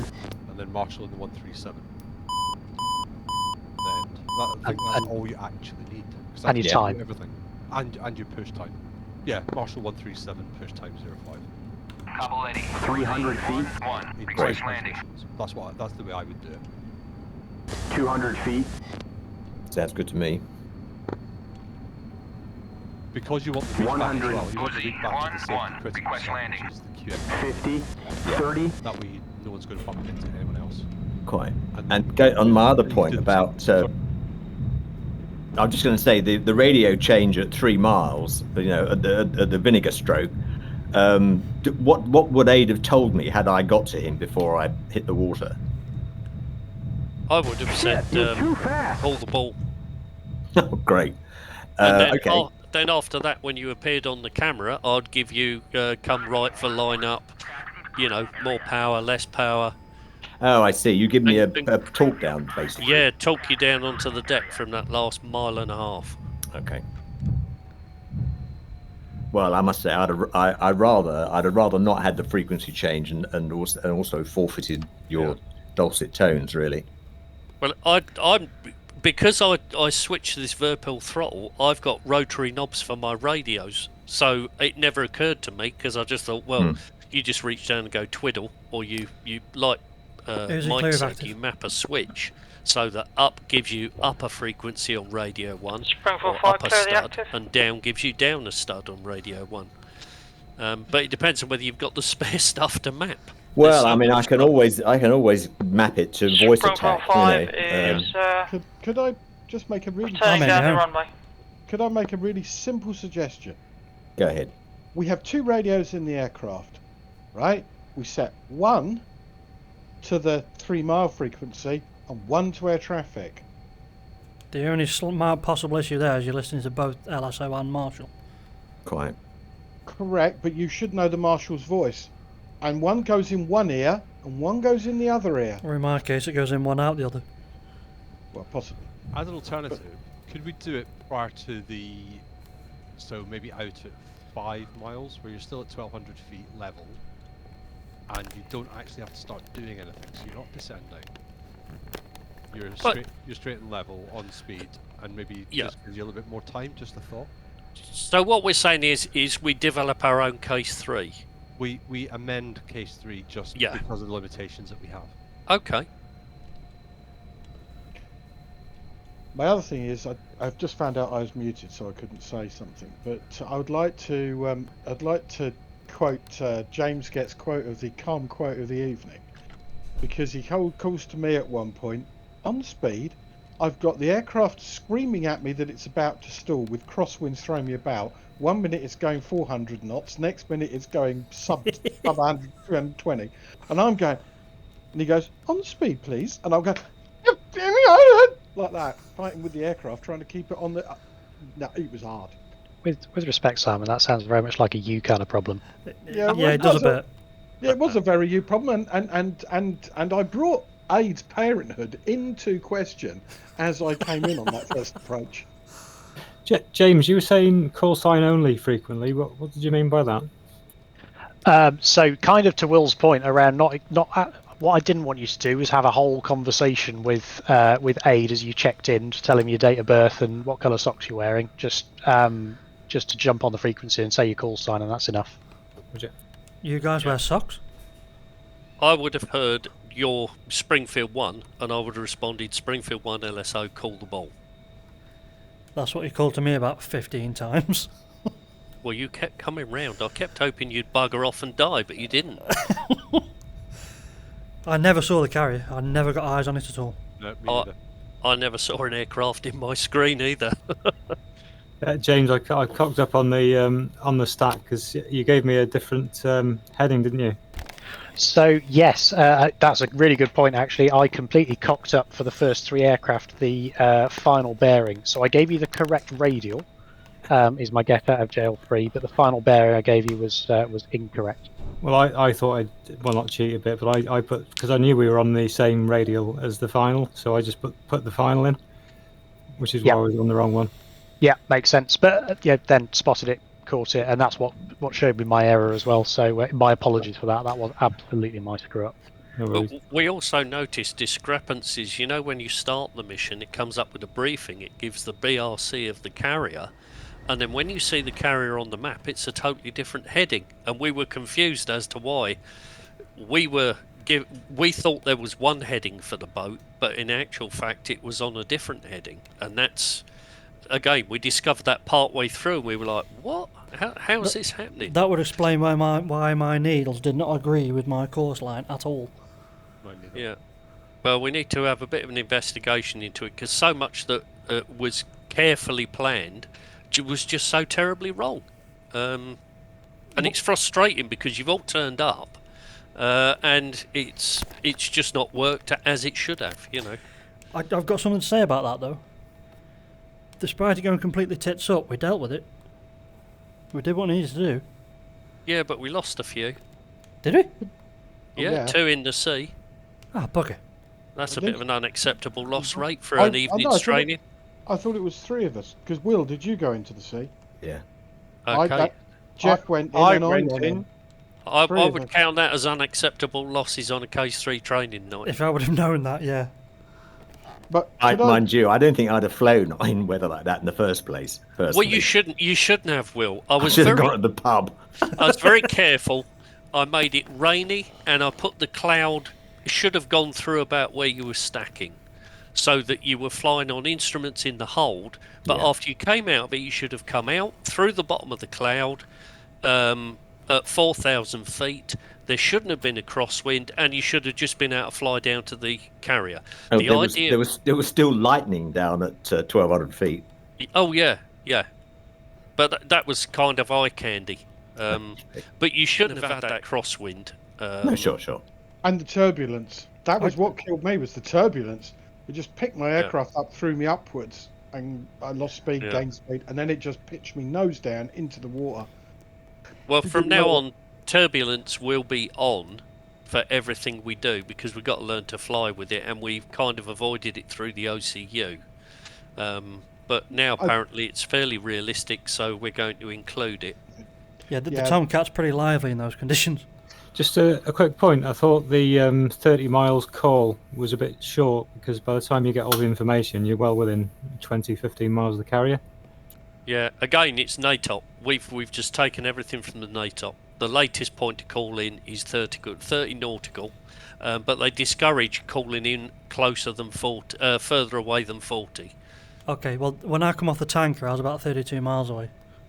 Yeah, 40 would be doable, but I thought. Yeah, but you can turn away. You know, you're not forced to point at the boat, are you? And I was the same as you, and I basically turned at 180 away from the boat. I did, but after that point. I think a huge part of this is that we're looking at NATOPs of what they do on the carrier fleet, and these guys do nothing but this all the time. It is all they do. So for them it becomes the office, like it was for you, Will, flying low level in a Jaguar, watching a stopwatch, following the map, all those kind of things. And you did that without a second thought for what, 25 years? Correct. And these guys are exactly the same. They receive that information for the Case 3 and they just log it because they're so used to it. They have compartments in their Most mind. of it will be the same, you know. Exactly. And they'll know from the briefing what it will be, mostly anyway. They'll have it already on their kneeboard to an extent. Yeah. And we don't have that habitude. So we do need to... We either stick with it and work harder at it, or we compromise and we kind of smooth it out a little bit and bring it down to our level a bit. Could I add a couple of things at this point? Yeah, I've got a suggestion as well. 2 things I'd like to say at this point, which people might find a bit helpful. First is Aid ran a training session last night, just a normal sit down and lecture, because I'd never done a Case 3 of any kind before. This was my first attempt, so I went to his lecture last night. That well prepared me for tonight. I really did, and I'd like to thank Aid for that, because I would have come in tonight not having a scotching clue. So thank you, Aid, for that. That was a fantastic lecture you gave last night. I really enjoyed it, and I learnt a hell of a lot from it. And the second point is, I was listening to other people's calls as I was approaching, and so I knew the radial, I knew what the QFE was because I'd read it. So when it was read out to me, I'd already dialed it in, and I'd already heard it there. So I already had that information because I was listening to everybody else. Now for the first or second guy, maybe it's a bit harder, but I'd just been listening on the frequency, taking down the situation and what was going on. So it did make it a bit easier for me. That and actually reading all the paperwork and doing the lecture the night before and listening to the hints and suggestions that Aid gave me did make the first part of the exercise tonight much fresher and much easier for me to do. Okay, So, okay, thanks for that, Si. I think also what I just said, that these guys that do it all the time, they would have most of that information already in the briefing, subject to small weather changes. So maybe that's also what we should do. A lot of that information that you got in that first call should maybe already be on your kneeboards. Yeah, Would I mean, we that- probably would have taken off from the boat, wouldn't we? Yeah, You yeah. know, fairly often anyway. Unless you've been for a bar brawl on, Yeah, on quite. land, you know, because you've been at sea for all of, 3 weeks. NATO vehicle. Yeah. That's what made the 30-mile call so hard, because we didn't have a BRC at all, so we had no idea. Well, the Yeah. BRC was on the briefing screen in the game. Was Yeah, it? Oh, I that's, didn't see you that. don't get a briefing screen in the real world. What you get is a proper briefing, and like I said earlier, I didn't have time to put a full one together. But I think in future now, maybe a lot of that information, like they would in the US Navy, those guys would actually have a lot of that information before they even came back to the boat. So when they did call in for a case 3, it wouldn't really be a surprise. There might just be a variation in QFE, for example. Can I make a... Sorry, carry on, Aid, sorry. No, certainly, go, Jeff. Right, this was a first for me. I had a lecture with Aid yesterday afternoon, so I had an idea what was going on. I did a couple of practices today in my own MIS, but what surprises me, okay, I crashed in the water. I was very disappointed, but I feel a little bit better now. What does surprise me is you're all experts, but I'm listening to what you're saying. It's as if you haven't done a case 3 for a long, long while. It's true. Right. Well, we haven't. We're not experts, Jeff. We've probably had to go half a dozen times, Yes, but I resent that accusation, most of those Jeff. are on a nice day in the daytime. Yeah, I resent that accusation, Jeff. Oh no, it's just that you're talking about radio calls at 3 miles and too much information to be given down on the first call. I'm surprised it wasn't mentioned several years ago. Well, I don't think I've never done one in quite such shitty weather. When that howling crosswind killed it, that's what sort of used my last grey cell. That's probably why I'm so vociferous at the moment. Yeah, if that hadn't been there, I think it would have been a much better evening. But like I say, I have There you go. idea why it even appeared. No. It shouldn't have been there. It wasn't put there. I wonder whether it was because there was a thunder and lightning storm, whether it's automatically put a storm cell, and that storm cell just happened to be on our approach route in. Yeah. It did have that feeling, the way I was being picked up and thrown around, as if I was coming through a Q NIM. Yeah, it did feel very variable, not steady. Yeah. I think what I'll do is I'll build a new one from scratch, and I'll just make it a nighttime case 3 with no foul weather or anything. Well, the only reason I did it that way was because I wanted the holds to be in cloud, so that you were forced to use your instruments. Can't you just ask it for cloud? Does it have to be yeah. cumulonimbus? No, well, I asked it for a cloud and rain. Okay. The thunderstorm and everything and the wind, I have no idea where that came from. Like I say, I'm going to have to go back into the MIS, because I very purposely didn't put any of that in. Yeah. I'm a bit miffed because it's buggered the whole night. Well, no, it hasn't. I think we've all learned a lot. No, I know we've all. I feel I gained quite a lot from tonight in terms of, one, I got to use my course lines. I got to practice that radio. I got to, and you said to me last night, Aid, so I'm going to pick a hole in you here. You said to me, if you could get out of tonight doing the coming back and around that radio and getting the commencement time and everything right, yeah, and getting down to the platform, then I would have achieved what you set out for me personally as a training requirement. Now, I may not have been perfect on holding my height. I varied about between 8,000 and 8,090 feet. But I got round there at 250 knots. I kept the speed on. I got round and round. I came down to my platform, called the platform, and then I ran into all those problems. But I feel like you put that on tonight. You set me a training achievement, and I feel like I may not have been perfect, but I feel I gained from that training achievement. So don't feel that it's a complete failure. Okay. Well, what I suggest is, how about we rerun this next Wednesday? Would you be available, James? Oh, bugger, I'm not. I'm in. I'd want to double check, but should be. Okay. In that case, let's Actually, see about. apologies, Aid. No, I'm definitely not. Okay. What evening would you be available? I think I can do Monday or Friday next week, and that's going to be about it, I'm afraid. Okay. Well, can we go for Monday? Is that okay? Roger that. I could do Friday, but not Monday.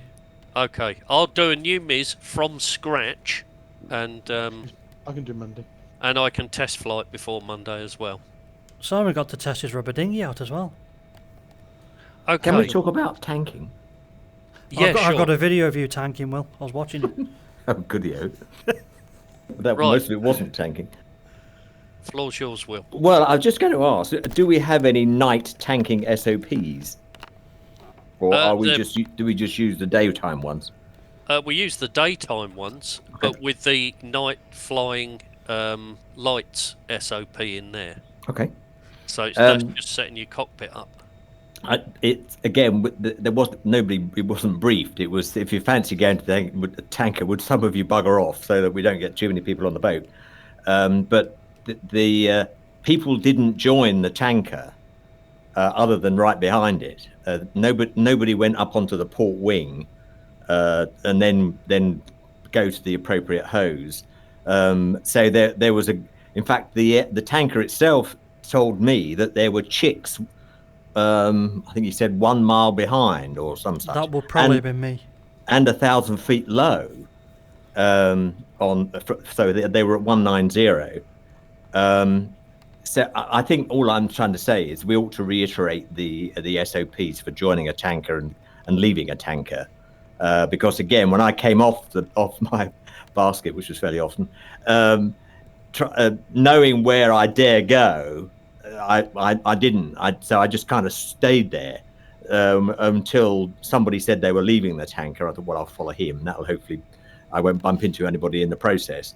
But if you're joining, you ought to get on the left wing, and if you're leaving, you should get on the right wing. And it's very obvious. Lurking around down the back end is death, and you don't know who's next to call in. I mean, I heard a number of cancel.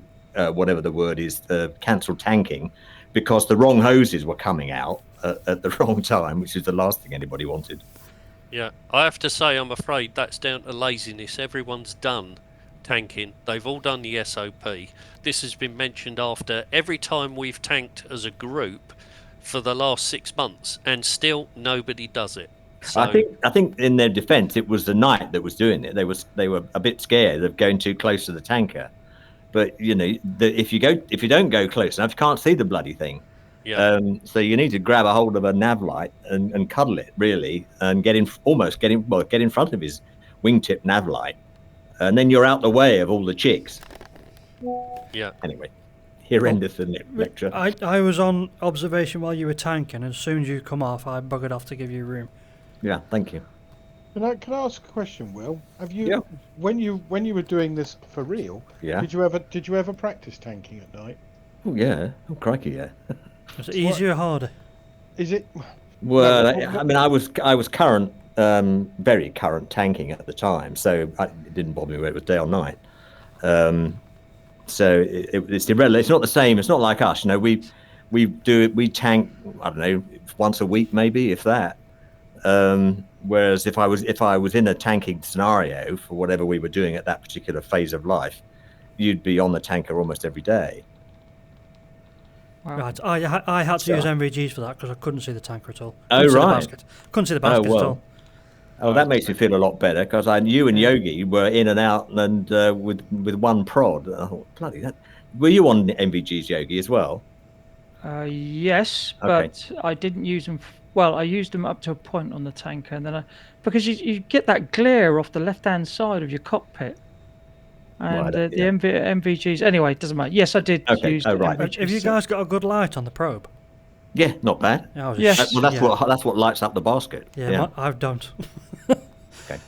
I had to because I would not have seen the basket ever if I didn't.